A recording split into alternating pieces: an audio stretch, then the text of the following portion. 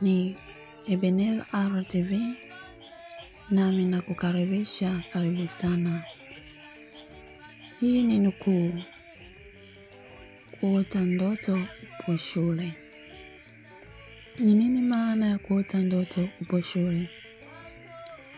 Umekuwa ukiota ndoto mara kwa mara upo shule, unafanya mtihani mgumu usioweza kujibu au kuchelewa kuingia katika chumba cha mtihani. Umeshindwa kupata majibu ya ndoto yako. Leo, mtu wa Mungu, nakupa maana ya ndoto hii. Unapoota upo shule unafanya mtihani mgumu usioweza kujibu au kuchelewa kuingia katika chumba cha mtihani, au ukifika shule wanafunzi wenzako wanatawanyika na kunaibuka vikwazo vingi na vitakavyosababisha kutokufanya mtihani. Ukiota ndoto ya namna hii na nyingine inayofanana na hii, basi ujue hii ni taarifa kamili ya kiungu juu ya hali halisi ya kile unachokipitia katika maisha yako ya kiroho na kimwili. Kuota ndoto uko shule na unafanya mtihani mgumu usioweza kujibu,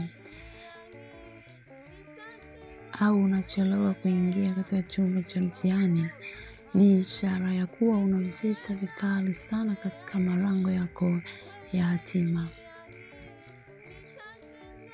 Roho ya kucheleweshwa, roho ya kukosa kibali, kukataliwa.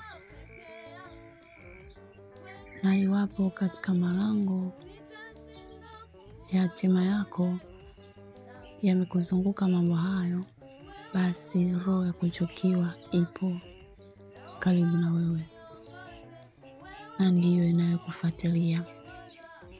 Ndoto za namna hii zinachochea roho ya kukataliwa, kukosa kibali, kusahauliwa katika maisha yako. Ukianzisha mahusiano yanakufa, ukifungua biashara inafilisika au inakosa wateja, ukifanya interview wanaajiliwa wengine, wewe unabaki. Ukilima mazao, mvua zinakuwa nyingi, yanaharibika. Ukiingia katika ndoa, migogoro inakuwa mingi, ndoa inavunjika. Ndoto za aina hii zina maana shetani yupo marangoni mwako ili kuzuia usipige hatua kusonga mbele. Hivyo una changamoto kubwa sana katika kufikia mafanikio na malengo ya ndoto zako.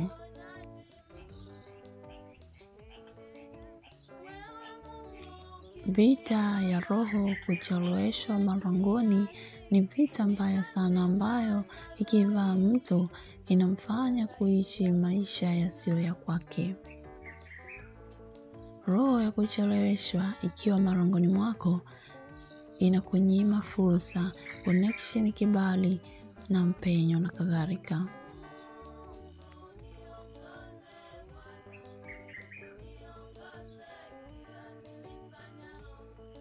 Roho ya kuchelewesha kuolewa au kuoa ni miongoni mwa kundi kubwa la watu wanaopenda kuota sana ndoto za namna hii ya kishetani.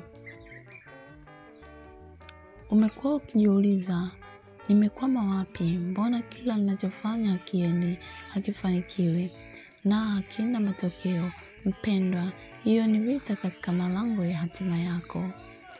Ikiwa wewe ni miongoni mwa mtu au wa watu wanaopitia changamoto ya kuota ndoto za namna hii na kila unachofanya hakifanikiwi, unaweza kupiga simu namba zinazopita hapo chini na ukapata msaada wa maombi na ushauri.